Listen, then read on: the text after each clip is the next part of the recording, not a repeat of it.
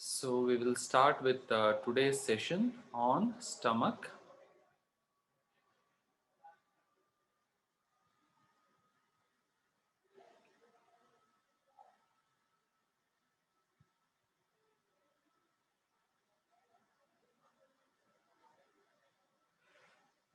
So last week we discussed about spleen, and this week we will start, like, we have completed all the yin organs, and going forward we will look into the yang organs except triple warmer and pericardium. So we have not discussed that. Okay. So today the first yang organ we will look into the stomach. As usual, I will not be discussing the anatomy physiology of stomach, but we will try to get a perspective from the TCM. So what are the main functions of stomach as per TCM? It is digestion of food. One is to digest the food. Second, whatever is the food which is digested, to pass on to the next stage of processing, which is sending it to small intestine. And dispersal of energy or ki, which is downwards. We had discussed about this in one of the previous class. And fourth one is to act as a source of all body fluids in the body. So these are the four main functions of stomach as per TCM. So where is stomach located? Stomach is located below the diaphragm towards the middle part of the torso. Okay, as the figure shows. Next to it is its paired organ, spleen. And it looks like this. The food comes from, say, gets into the mouth and travels through the esophagus downwards, gets into the stomach where there will be acid. The acid and the physical movement, chemical and physical work, digests it, and the food flows downwards to small intestine. That is the work basically the stomach does. Whatever food that we have taken, which is in different forms and different sizes, it kinds of mashes it up and sends it further. So we will look into each one of them in detail. Okay, so first one is the digestion of food. So what is the stomach doing here is kind of the work of a mixie or a blender. So all the food that we have put, like, it will be like this, and it converts it into like this by the both chemical and physical actions. Chemical actions is like it has hydrochloric acid and different enzymes. So like I have, like, here is the, like, there is acid here and also enzymes present. So food goes into it, the acid dissolves the food, and along with it, it does the physical uh, ripening and rottening. It moves, like, the content inside the stomach gets moved like this. So with these two actions, the food gets converted into this kind of content. This is converted into this. So, and what comes out of stomach is of pretty much this consistency, which is called chine. Okay, the toothpaste consistency. Okay, so this much we know. So digestion of food is like going the food going through a mixie, where rotting and ripening of the food happens. Okay, where the fermentation also happens to some extent. Like, if you know your idli or dosa batter, so you keep it in fermentation overnight. So what happens to that batter is something very similar to that is what is happening in our GIT. Okay, so the stomach secretes gastric juices that includes the hydrochloric acid and different kinds of enzymes, pepsinogen, lipase, etc. All of those contents are released in the stomach. And what we had discussed this also, stomach likes humid food and dislikes the dry food. We will discuss this little further in some more details. But too much of humidity hampers the functioning of stomach. See, you might have seen the grinder, like where you prepare batter of idli or dosa, or even this kind of mixing. See, if you are trying to create a batter, if you only put rice without water, what happens? You won't get right consistency of batter, right? It will be only kind of crushed rice that you will get, but you won't get the batter. But if you put too much of water, what happens to the batter? The rice will not get crushed properly. Okay, you'll be able to see the grains of the rice like as it was earlier. It won't get pulverized, right? So the water is necessary for a good consistency of batter, but too much of water hampers it. The same is with the stomach also.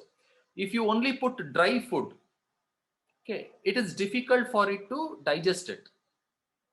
So you need to put some kind of liquid food.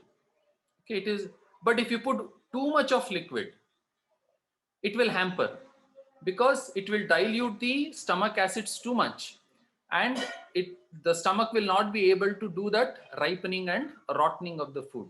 Okay, when you pass the stool, all the undigested food you will be able to see, or the stomach will take very long time to do the same amount of work. Like say if the digestion process in stomach is 1 hour, because the stomach acid got diluted too much because of the excess water, it may take twice or thrice the amount of water food. So you will feel lot of heaviness in the stomach, or indigestion. The food is as if it is just sitting there, it is not moving. So it will not move to the next stage until it has digested the food. So this is the fundamentals of the digestion in the stomach. So for a good digestion, there should be good quantity and quality of the gastric juices should be coming out of the stomach. The right amount of HCl and all the other enzymes. And the food should be moist, humid kind of food. Too much of dry food will absorb the liquid. I will discuss that later. And too much of water should also not be there. Okay, if you only say you ate some kind of food and then you drank very big glass of lassi or buttermilk, so it kind of went inside and diluted the whole content inside the stomach, or you drank too much of water. So that is why in many of the other alternate principles of treatment like Ayurveda and all, they say you should not you should not drink the water right after the food. So you should give a minimum gap of 30 minutes, like to 1 hour. That much time is suggested so that the acid does not get diluted. It does its function, and after it does its function, to move it further, so if you drink water, it flows down. Okay, so this is the part of digestion where both chemical and physical work. Like like the stomach is not static.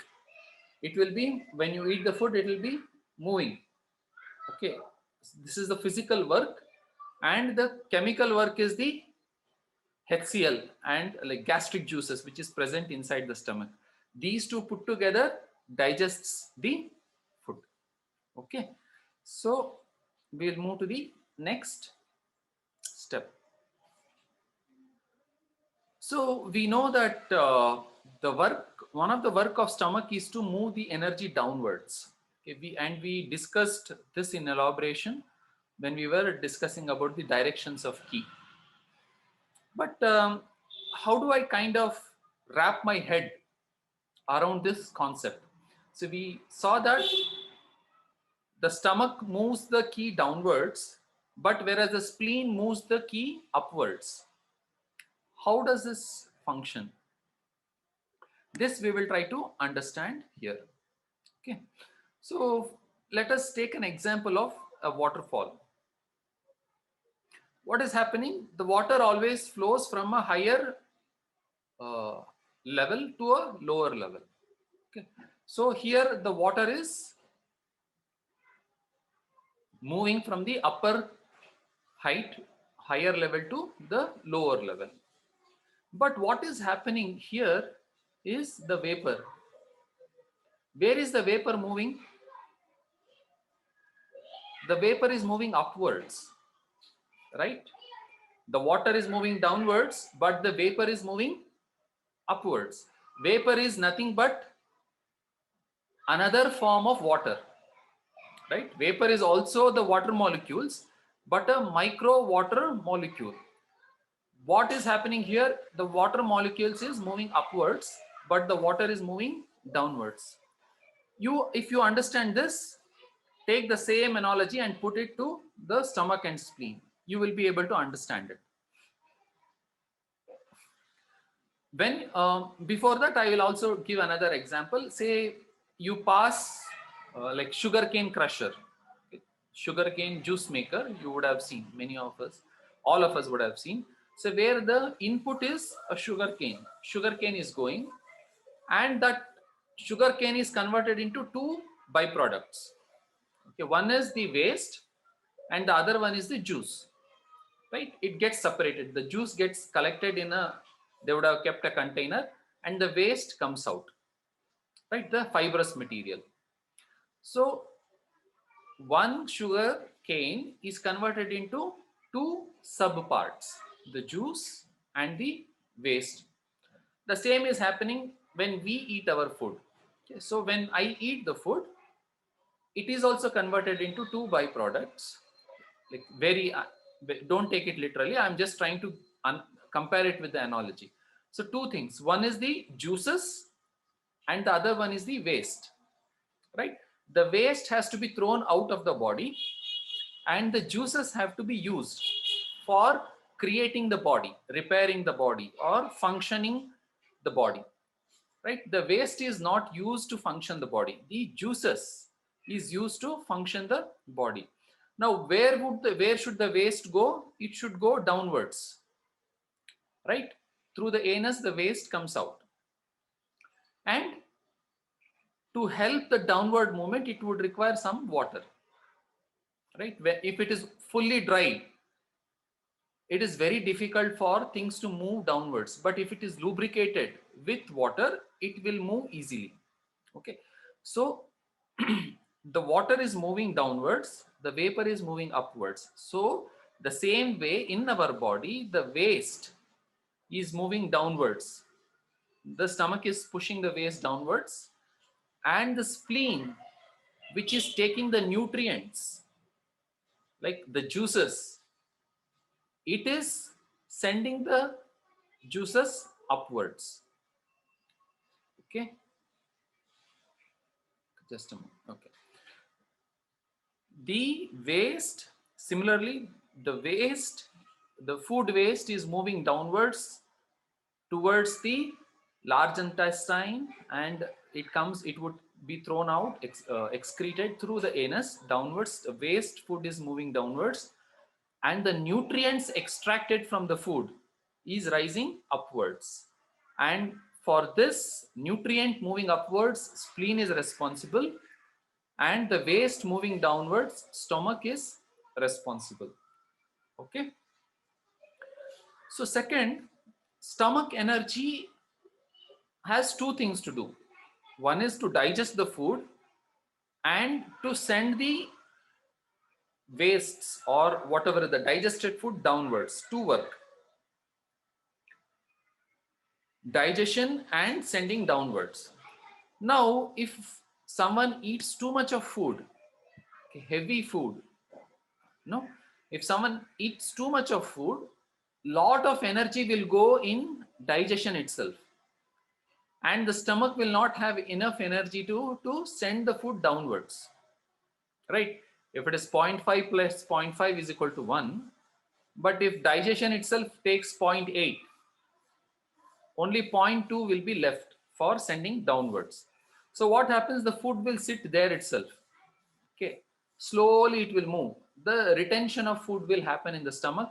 So there will be foul smell coming out of the mouth, or heaviness in the stomach, feeling of indigestion. All those things you will feel, because too much of energy is taken up for just one action itself. So there is not enough energy to do the other action, which is the descending the energy downwards.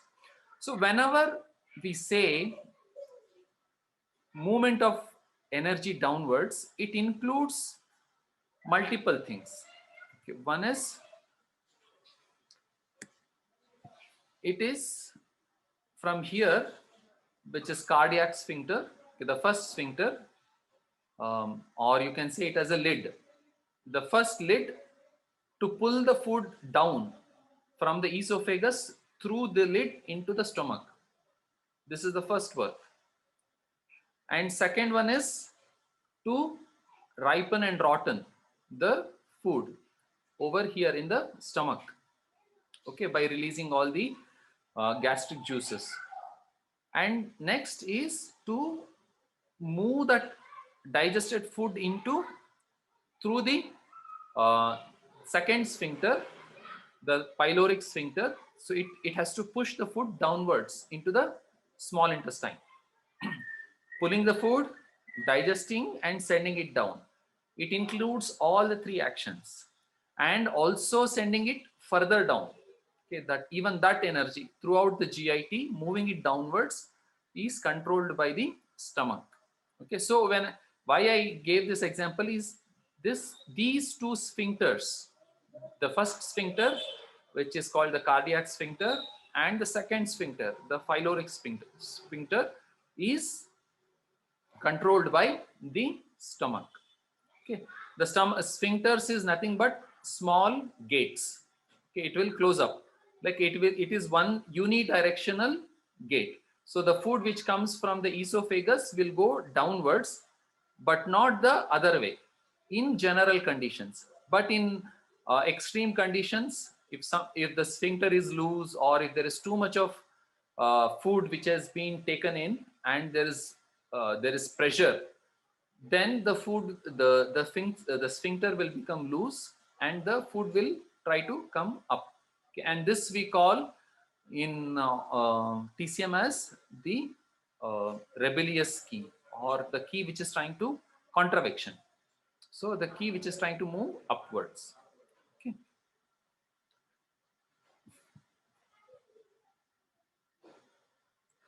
Okay.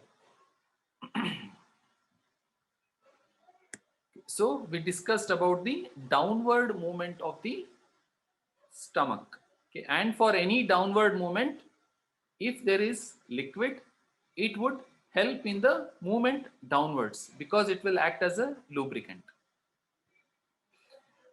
Okay. Stomach, as per TCM, is the source of all body fluids. Okay. When we say body fluids, all the fluids, the human body is about 70% liquid.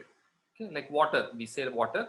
What all it has urine, like if there is a lactating mother, so the milk produced, sperms, tears, menstrual fluids, all the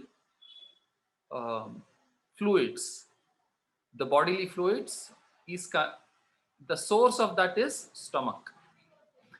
Even we can consider blood as a body fluid also, but it is a separate part. Okay. Even the blood will get created using the spleen. If we take that out, all the other liquid parts in the body, like CSF, cerebrospinal fluid, all kinds of liquids in the human body, the source is the stomach.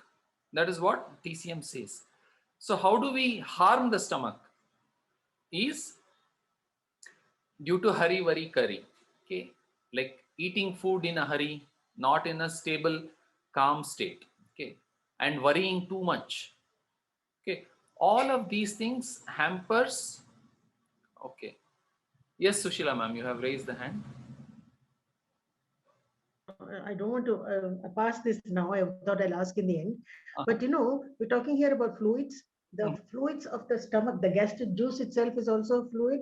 Yes, Intestinal juices are also fluids, yeah, yes, to be considered here along with fluids. yes, yes, I want clarification. Yeah, yes, yes, definitely. Even the fluid which is inside the stomach is called considered as fluid, stomach fluid. yeah, the interstitial fluid, blood is also a fluid. Yes, Lymph is also a fluid, right? yes, yes, exactly, ma'am. I think blood is a little different from this, or is it also to be included in fluids? I'm not sure. Could you repeat the question? See, blood separate from lymph is a fluid you accepted, so blood Yes, also must be accepted as yes, fluid. yes, yes. See, Okay, blood can also be considered as a body fluid, but a yeah, special type of one. okay, Make okay. sense? Thank you, Okay. thank you. How is the fluids like the acid in the Mhm. stomach is produced, How like is the? peptine, HCl, Mhm. lipase? How are these produced? Okay, so In as I which told, it is, we will shift into a different category if we go into that question. We will get into anatomy and physiology. Like it is a totally different subject, which there are many better. Mr. Venugopal is a new participant. He has just joined today. I'll just give an introduction. Like we have more, like about 5 medical doctors in this group. Like they are far more qualified to tell about all the individual enzymes, etc. But I will only stick to the TCM part of it. But I'll give you a small intro about this. Okay, how the HCl is combined with hydrogen ion. Like it is made up of hydrogen and chlorine and hydrogen ion. See, the hydrogen ion is released by the lining. Whatever is the lining over here, it will release based on the type of food that we have eaten. Okay, and it will be based on the instructions from. Okay, okay, okay, okay. This will be the last question here, and all the questions we ask towards the end of the session, so that the flow is not disturbed. Um, I'll just answer Venugopal sir's question, and all the remaining question we will take it up towards the end. So we have 10 minutes remaining. So once the session ends, we will rejoin the session using the same user ID and password, okay, or the same link. Okay, I was telling that there will be hydrogen ions which will get released based on many of the permutation and combination information from the brain and the type of food that we have eaten, and it will get released from the walls, and that will digest the food and make the things move forward, and even all the other things, the enzymes, etc., will get released by this lining of the stomach, and some of them would come through the saliva. The saliva would get mixed through the food that we eat, and that also will add some of the enzymes. I hope this answers your question, Mr. Venugopal, to some extent. perfect, perfect. Okay, sir. Mhm. Carry on. Okay, fine. So I was telling about the what affects the stomach. One is the hurry, worry, and curry. See, whenever we worry too much, it is agitating the stomach inside, and whenever we are in worry, the body, this is how I see it. Okay, the body, when it is worrying, its energy is needed for some other work than digesting the food, right? If there is a classic example here is, say, when somebody dies in a family, in Indian customs, there is no food served to them on that day. Like generally, there is no cooking happening in that house. Somebody else, no, the neighbors or some relatives will provide the food for them. What could be the reason is, those relatives or the family members in whose house that death has happened, they will be in lot of sorrow, right? So all that mental energy is getting used up in the brain. Like they will be doing they'll be thinking how things will move forward, worrying, etc. Because they have lost one of their supports. Now all the energy is getting used up in the brain, and very little energy is left for the food to get digested. So in this situation, if someone eats the food, so their food will not get digested properly, and it will create indigestion. So that is why no food is served or very little food is served in those kind of situation. I gave you an example of worrying and eating. And when you are eating food, you should be in a very relaxed state of mind. If you are watching television, like if there is some news is coming about corona or worrying, any fearful thing, in that state, in state of anger, if you eat the food, the stomach will not have enough energy to digest the food. And the digestion of food is the first uh, step to a healthy body. If there is a problem in the first step itself, then you can imagine it will snowball into different other problems in future. So especially having food, in Ayurveda also it is told that, or even in Western medicine, food is not uh, like a medicine. It is like, food is not aushadhi but a maha aushadhi. Okay, it is not like it is like a medicine, a very big medicine. So whenever we eat the food, okay, there is lot of uh, process or right method to eat the food. The first one is, it should be eaten in a relaxed state of mind, and it should be chewed well so that the saliva gets mixed with the food properly and helps in the further digestion process. And if you eat late night in the if you eat late in the night, that will hamper the stomach. So in the last class we discussed what are the timings in which we should eat the food, because if you have to do the work most efficiently, the work should be done in a time when you have the maximum amount of energy, right? Say I gave the example, if you are about to close the work, okay, in your office, you are already tired. At that time, if you are given more extra work, what would be the efficiency of the work that you will do? It will be poor kind of quality of the work, because you are already tired, you are trying to go home, there is not enough energy to do the work. In the same way, we have organ clock, so we will have to give the food to the body when it is in the best energy state. Okay, eating in the right time, chewing well, and eating in the right relaxed mood, these are very crucial for right digestion. So have food in right time, and do not eat too much of food. Say for example, I was telling, see, it has a limited space here, right? So whatever it can accommodate, it will only that much should be taken. If you stuff it too much, what happens? I told, the digestion happens because using two forces. One is the chemical force and other one is the physical force.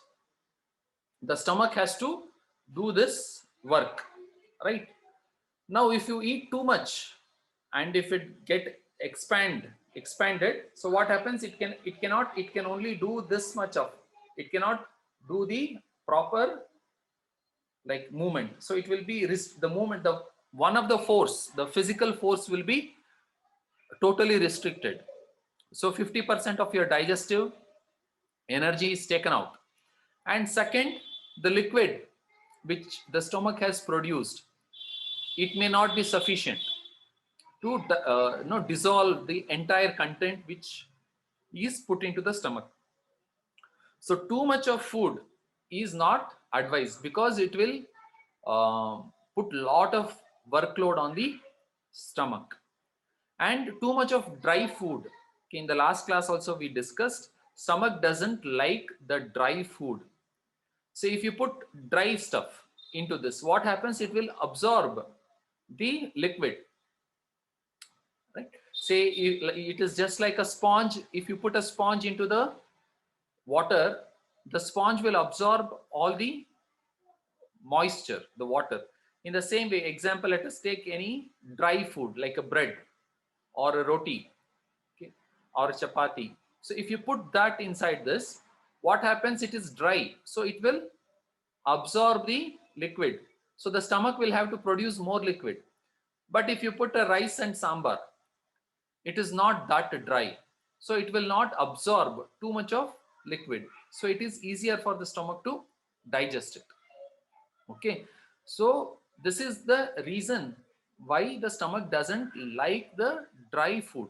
So if you eat lot of dry snacks, okay, which sucks up all the juices inside the stomach, like dry fruits, so all of these things are not good for stomach. So because it reduces the humidity in stomach. When I say humidity, it is all the juices in the stomach gets reduced. On the other side, the spleen likes dry food because it is sending the energy upwards, and the stomach likes the moist kind of food. Sambar rice, it is moist, so it will move easily downwards. It can lubricate. Okay, so this is the stomach working as a source of body fluids. See, whenever there is any trouble with the body fluids, first we should look into the stomach yin. Then if it is, we are not able to fix it through,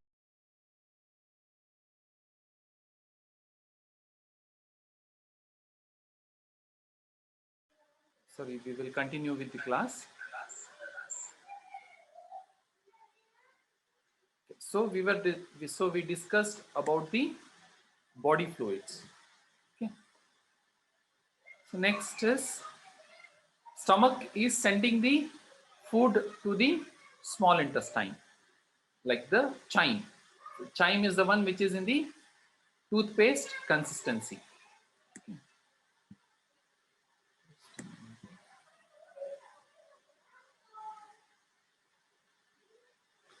Okay, so chyme is acidic in nature, but the small intestine and large intestine needs it to be alkaline in nature. Okay,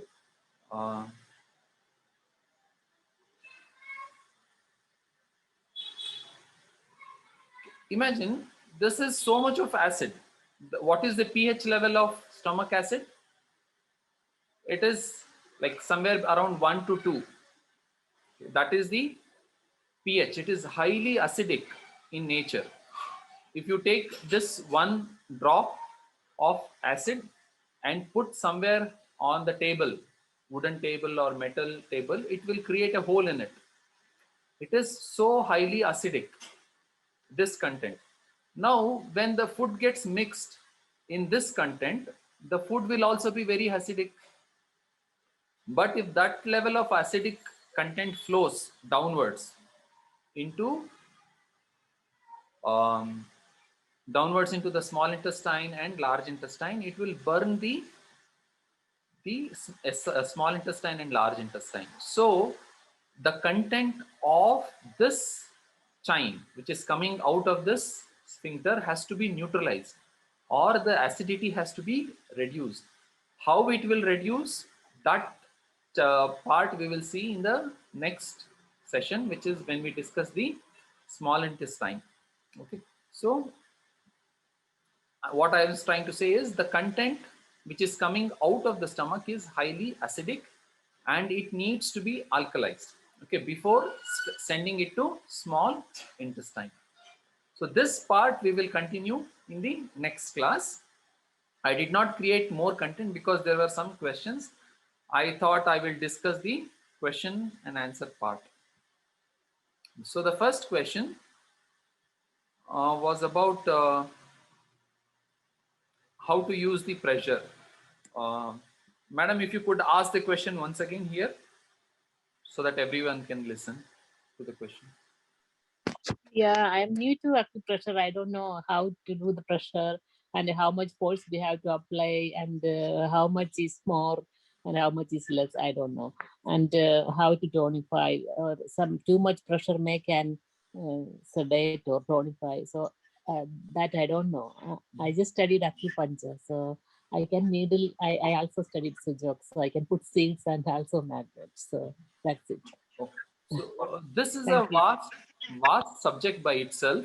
On I will only get into very small specific things in this part.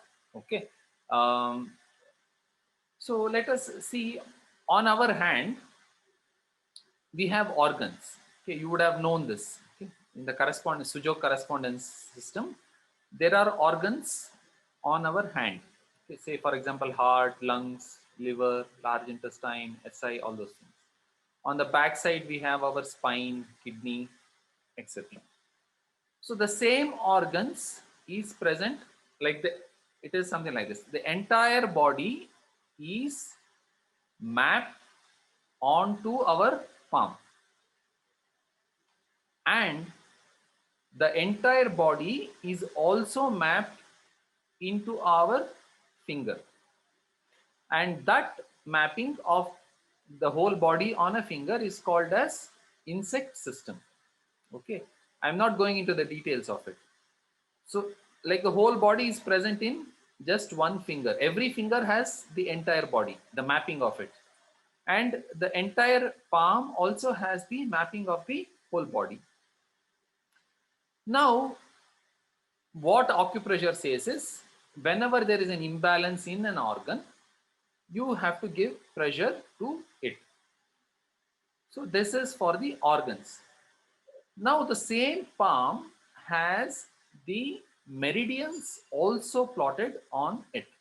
So whatever is on the body meridian has been mapped to its miniature version in the palm also. So if you see this area, for example, this area has the heart and lungs and throat, and the same area has the meridians also. Now if I want to treat the organ as a whole by pressure, then I will use something like this. So this is a jimmy kind, wooden jimmy, or you can also we call it as Karela in Hindi. The Karela means bitter gourd. So it is slightly bigger than this, what I am showing. So you can, so it will have a blunt, any blunt pointed thing. So it has two things. This is like a smaller version, and this is the slightly bigger version of the same thing on two different ends. So now if you want to give, let us say, pressure to heart, so you can use the smaller version and take the heart area and give pressure. So I will slightly discuss what type of pressure and all slightly later. So you give pressure using this part. So but as a bigger part, if you want to give pressure, you can take the bigger area and give pressure. Like on the body, if you want to give anywhere pressure, like on the heart or any specific points, you can use the slightly bigger part. Okay. And if you want to give pressure to the small areas, say for example, eyes are there here. Okay, eyes is very small. So if you want to give specific things, then you go to this kind of probe. Okay, so which we call, this is called Jimmy, and this we call it as probe. The metal one is probe and wooden one is called Jimmy. And there is a bigger version of this which we call Karela. So it is thicker than this. Okay, so I will come to the smaller element. So okay, okay, she got it. I will explain further so others who don't know can understand this. So I come to the, I take this probe. This also has a smaller end and a slightly thicker end. So I go to, if I want to say use a specific point, to stimulate a specific point, so I use that probe and I take that and I stimulate that particular location. And if it has to be slightly bigger, then I use the reverse point part of this and I stimulate it. Okay, hope this part is clear, okay, to everyone. So there are two things for when I am using stimulating an organ as a whole, I use slightly bigger ones. And if I am stimulating a small part of an organ like an eye or a very specific point of a meridian, acupoint, then I use the probe. Okay, how does this work? So acupressure says whenever there is a problem in an organ, so when I press there, there will be some kind, there will be pain. Okay, so this is a diagnosis part. So I press here, and if there is any pain over here, then it says, acupressure says that there is some kind of imbalance in that organ. That is why I am feeling the pain. So what is the treatment? Is give the pressure over there. So how do I know that the pressure, the treatment has worked? So after some period of time, so the pressure will be generally 1 minute, about 1 minute. Okay, so it is not too much of excessive pressure. Okay, so I will come to the level of pressure next. So I give pressure over here. So like after few days, like it could be a week, 2 week or a month or so, like 1 minute once or 1 minute few times, like 3-4 times in a day. Okay, so I give pressure. So what is happening? The imbalance is slowly getting balanced over there. Okay, and over a period of time, the pain slowly starts reducing. If I have 10 units of pain today, probably after 2 weeks or 3 weeks or 4 weeks, then the number of units of pain will come down, say to 4 or 3. When there is no pain in that area, then it means that the organ has healed. Okay, so this is the process. Now, if I want to diagnose if it is an excess kind of pain or a deficient kind of pain, say if for a gentle pressure, say I take a probe and I press somewhere, okay, gently. If that pains a lot, then organ is in excess condition, or that point, acupoint, is in excess condition. For a gentle pressure, there is no pain, but slightly I press it more. For a deeper pressure, it pains. Then it is in deficient condition. Okay. And this is on the diagnosis part. Now, by pressing, how do I can tonify and sedate? So by gentle press, I am tonifying the point. Okay. I take some point and I gently press. I am tonifying, stimulating it. But I give a deep pressure. What am I doing? I am sedating it. So I am dispersing the energy from that place to other places. So imagine I have given this example in the deep dive into key or mechanics of meridian video. See, if you imagine a clogged drainage in your house, it is clogged. To push it out, to spread that content or to move the content, move forward in the drainage pipe, what you do, you use the plungers, okay, like where you press it downwards. Because of the downward pressure, the content will disperse and move further. The same thing is happening when I try to sedate. When I use the magnet in sedation, the pressure is downwards.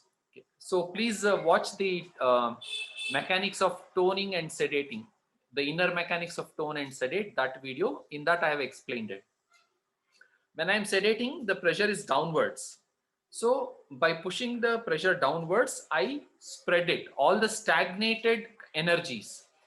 The key is stagnating, if the blood is stagnating or the heat is stagnating, any of those, I disperse it. Now, if I want to do that same thing without magnet, if I want to do with the pressure, what do? I give a hard press. I stimulate, like I give a deep pressure. So what happens? I'm pressing it downwards.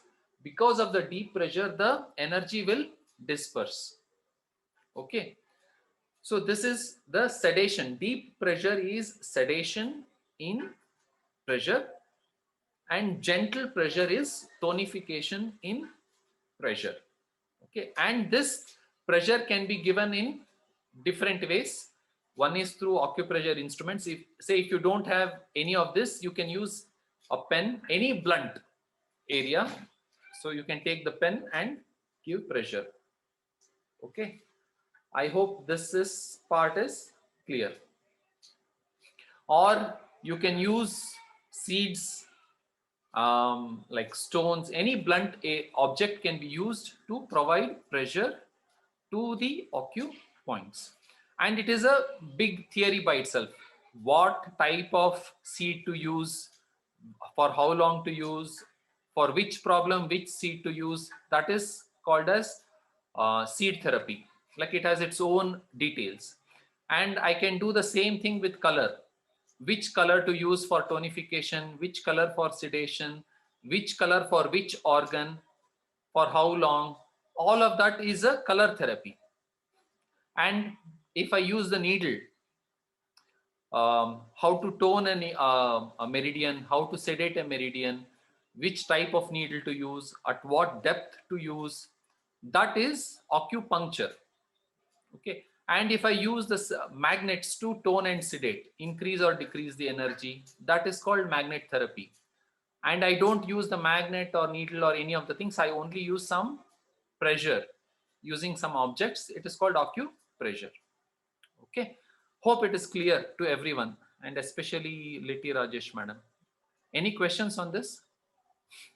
Krishna sir, This is Suma. Yes. In semester 1, we had also learned that, I don't remember which teacher told us, but we were told that it is possible to tone and sedate by pressing clockwise and anti-clockwise direction. It is there. It is. How do we do that? Okay, I will not. It is in tri-origin method. Okay, I will not go into the details of it because I myself don't know. I know some part of it. So, see, if you do it clockwise, it is say you take a point, say, okay, and you stimulate it clockwise. Okay, and you stimulate it anti-clockwise. So clockwise tones it, anti-clockwise sedates it. Is a general thing which I know. I am sure it has more details to it, which I don't know, and I will not go because it is, once again, it will be a different topic. Does this answer your question, Suma madam? Yes, yes, thank you. Okay.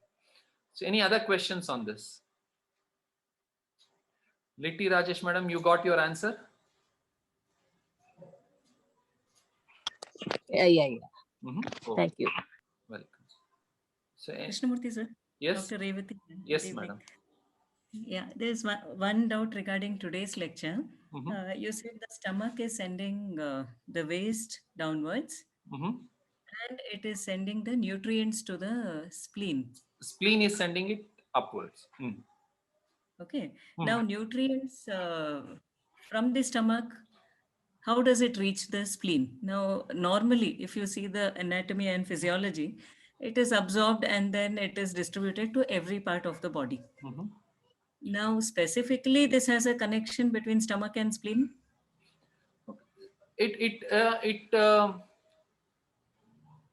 Okay, this is how I will answer this. See, in anatomy and physiology, we try to understand what is visible. And in TCM, we also try to understand what is not visible. Okay. So now, when I say spleen, it only doesn't mean this organ. This is not the only organ. So this organ, along with pancreas and the lymphatic system, all of that put together, I call it as spleen. So in TCM, there is no separate pancreas. Okay. When I say spleen, it also takes care of pancreas. But Dr. Wall has separated into spleen and pancreas. Separate. The right one is spleen and the left one is, the right one is pancreas, the left one is spleen. That is how he has described it. Now, there is another thing that you will have to understand. After the food comes from the stomach, it goes into small intestine, right? So the small intestine doesn't have its own energy. So the small intestine takes the energy from spleen for the absorption of the content. So the small intestine is to absorb the nutrients from the food, but it requires energy to do that. So where does it take? It takes from spleen. So what can I say? That spleen is helping the intestine to absorb the nutrient, or spleen is sending the nutrient upwards. I can say this.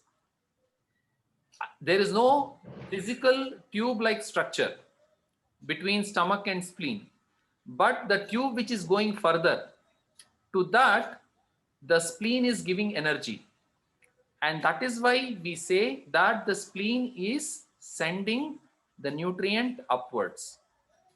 Does it make sense? Like food key is done by the spleen. Yes. So it applies to the stomach in the same way. How the nutrient is reaching the spleen is what is my doubt. Physically, there is no tubular connection between the stomach and the spleen. Okay. So I don't have an answer for in terms of anatomy and physiology. Can I take that question? Yes, ma'am. Krishnamurthy, one thing I don't want to further confuse people by adding one more dimension to the question that the madam asked. It's regarding, she's talking about physical connections.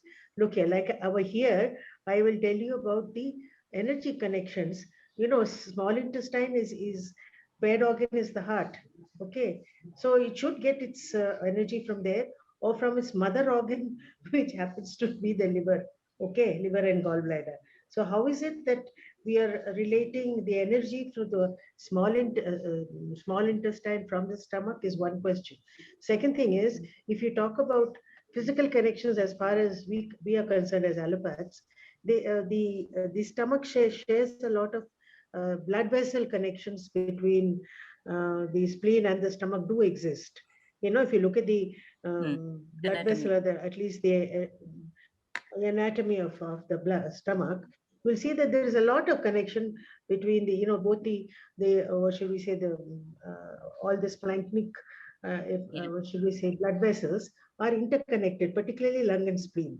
I mean, spleen and But if the doubt stomach. came, And stomach, yeah, stomach also forms the bed I mean, the spleen actually hugs the, what should we say, the more or less near the fundus of the stomach. So they will be very close, if not actually physical connection as well as blood vessel connections. But whether it the, is, the point was like it gives connected nutrients to all the parts of the body. So how specifically, okay, because spleen is responsible Actually, as for a matter of fact, the portal system, so if you first look it at the reaches portal there. system, Huh. portal system, ma'am, if you look at the portal system, it's very intimately connected to the liver, then with the small intestine, and all the venous flow from the gut flows through, and there must be some connection. And if there is a stagnation anywhere in the liver or even in the small intestine, the portal vein will swell up going to the spleen. That's how you get hepatosplenomegaly due to blockages of flow. But I don't know if the nutritions are really sent to the spleen. The only nutrition I know is blood flowing there to get rid of its FET-RBC. I don't know about digest. Actually, It as a might matter of be fact, in like energy form. It might be in energy no, form. we have to. There is one thing called willing suspension of disbelief. In English, there is a word when you have to look at esoteric things beyond the physical space. You have to. There is a willing suspension of disbelief. So, some extent, we must leave our beliefs. I mean, in the actual nitty-gritty of evidence-based science. This is that energy science is very esoteric. It's in the upper plane, so we have to be dwelling in that plane. So we cannot take it everything literally. That's what I found in 5 years of following this science, ma'am. I'm more confused than I ever was in my life.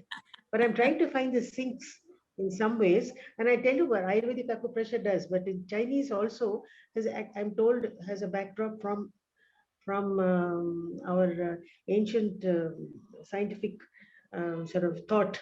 So Ayurvedic acupressure has a strong influence on it. In some way, they have developed in their own. We just do not know as of now. It's a little obscure, let's put it that way. So I'm sorry for taking so much of your time, but Thank you, ma'am. I saw you getting confused as a beginner. It always happened to me. I used to get so psyched out after every class, believe me.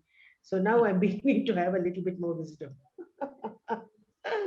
And always our Krishnamurti is encouraging us to ask questions. So it may sound very silly, or I don't know how. You're quite fine. Particularly, you're talking from a point of your understanding, right?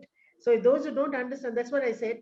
When I realized I have to debulk my brain before I get full stuff from TCM into it. Otherwise, it's not sticking there. It's too much of a blockage. So from my point of view, I think Krishnamurti does a great job. He tries to bring it down to all kinds of logical way of explanation, which I like very much. That's why I stick to his classes like glue. Thanks, Krishnamurti. I have to say thanks to you again and again. Thank you, ma'am. So, Revati ma'am, you are not asking any new question which I have not asked myself when I was in my younger junior semester classes. So no new questions are coming to me. You are not asking anything. The only way I understand this connection is because our spleen is responsible for giving food key to all the parts. So there has to be first the energy is going to the spleen, and then that fellow is distributing. So that fellow is disturbed. Even worse, somebody has splenectomy, will not get nutrition from spleen, or will have completely disorganized the digestive system. It doesn't happen like that. Liver, sometimes spleen is removed when it is badly injured and the patient's life is threatened, but it continues. That was another thing that really still hangs in my head. But they say, though in the energy space, it still exists, even though the physical organ is removed. Yes, ma'am. That's what I have been told, and I'm trying to believe that. Yeah. So, Venugopal sir has raised his hand. I will take his question later. I will try to. This. You'll rue the day you asked us doctors to join you, Krishnamurti. No. I like more doctors because you are the one who will be able to connect the physical and non-physical, because you know all the details of it. I think we shouldn't be confusing the people more. Thank you anyway. Yeah. So see, one more thing I wanted to share here is the pairing is different and the energy taking is different. you will see this I had explained. Say, for example, large intestine takes its energy from kidney, but it is paired with lungs. The pairing is based on the function, and say it has ki yin and yang. Okay, all organs has ki yin and yang. Okay, so where it takes the yang energy will be different, and where it takes the yin energy may be different, and where it takes the entire ki may be different. Okay, so for example, large intestine takes its yang energy from kidney, but large intestine is paired with lungs, and the mother and son is a different concept which I have not discussed. So as of now, the pairing is done with a different perspective, and the energy transfer internally is happening with a different perspective. Okay, so hope this answers your question to some extent. Yeah, thank you. Okay, you have also had another question. Yes, you take others' question and then we'll come back. Okay, fine. Yes, other questions, please.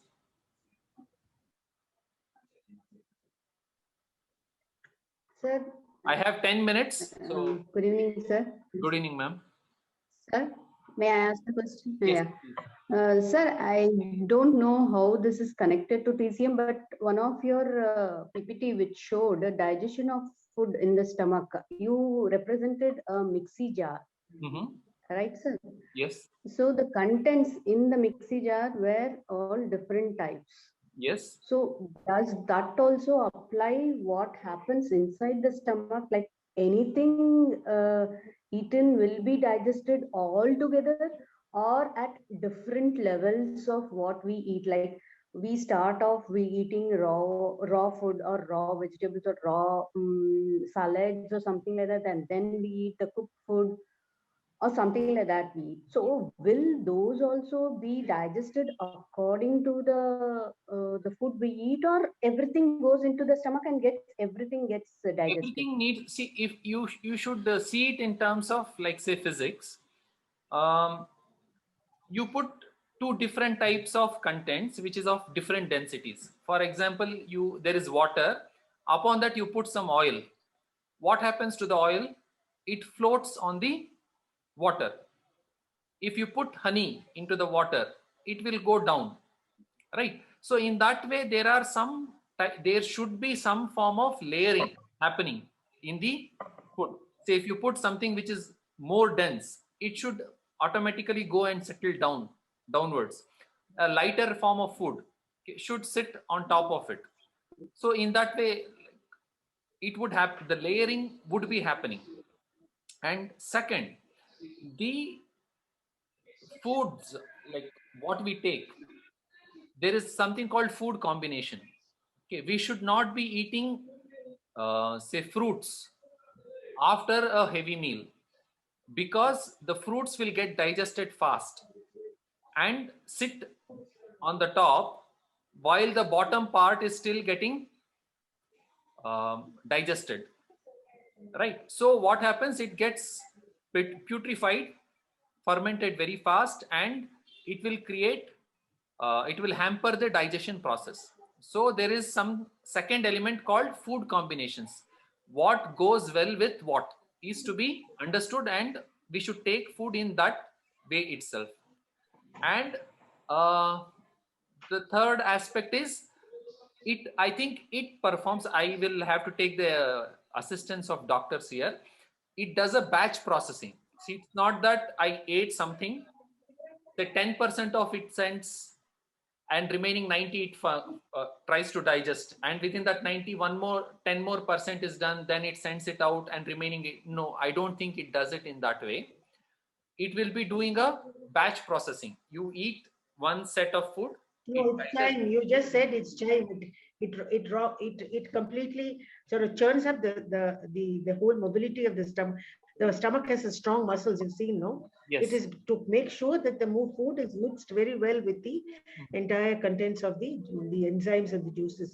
That is the beginning, and the chyme is formed inside. So there's no question of batch processing here.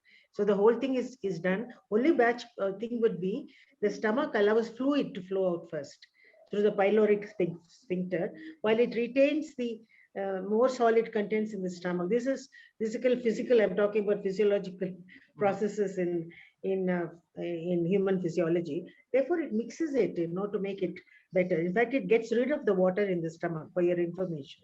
Okay. If you don't So- believe it, look at the book on physiology. Okay. Because it That's the reason why. the water hampers the functioning of stomach, so it first lets it out, and then does the Yes, no, working with the it solid. it dilutes the gastric juices, right? Yes. So the idea is, if you drink a glass of water with it, it actually flows out. It sends it out because it physiologically wants to put the concentrated gastric juices into the child.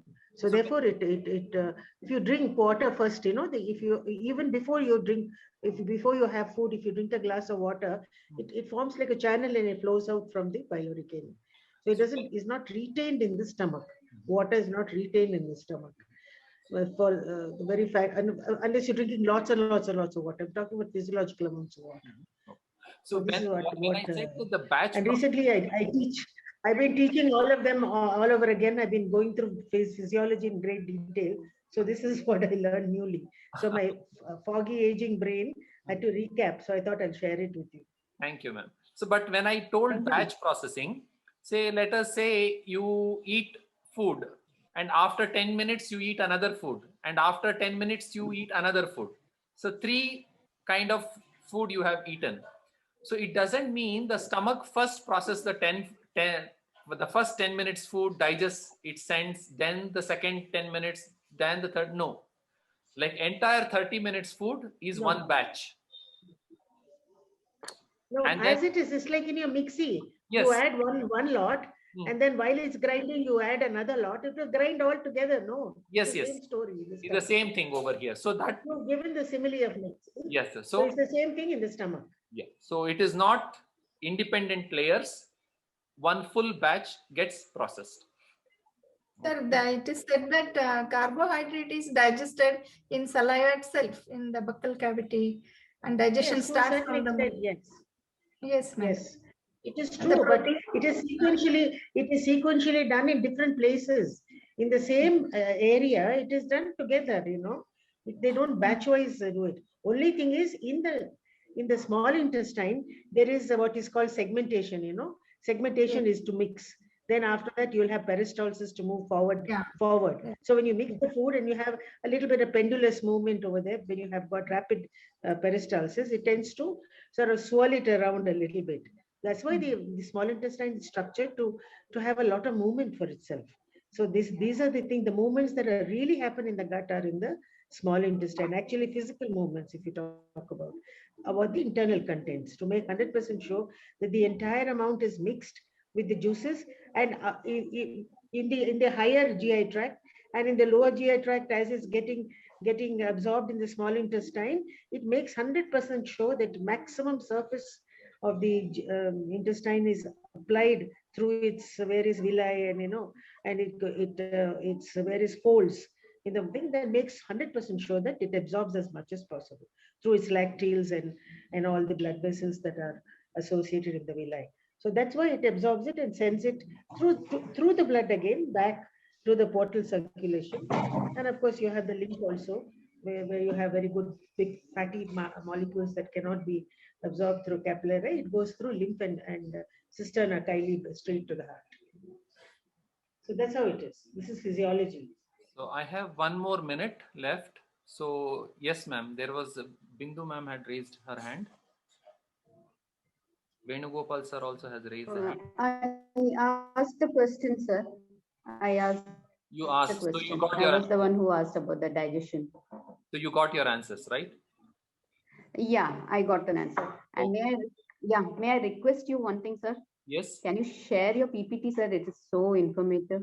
No, that was the first rule, no? No sharing of recording, no PPTs. So PPTs also, no? Don't want the recordings, at least the PPTs. It is so comprehensive. So at the after 1.5 months, I'm posting the older ones, so you will get it over that time. See, if I show some kind of like this, what is this? Falls. I show Niagara Falls and I try to explain functioning of stomach. Do you think anybody will understand or nobody will You understand? know, we will give you a full faith that we won't share it with anybody else. Okay. So before any further questions, please post it in the group. I will try to answer it. And as usual, so if anybody wants to join the course, it is still open. About 13 classes have been completed. This is the 14th class. So it started on Feb 12th and the fee is just 1,000 rupees for an entire year. It is a weekly class, Thursday 6:30 to 7:30. And if you have to contact me, please do contact me on my number. 91 is the country code. 96323-17950 is my number. And also you can subscribe to my channel in YouTube. It is called Krishnamurthy Acupressure. And I'll be posting these videos over there in future. Okay. So thank you very much. Have a good evening, good night, good morning, good afternoon, depending on your time zones. So we will meet up next week. Okay. Thank you all. Bye. Thank you. I'll post it in the group. Huh?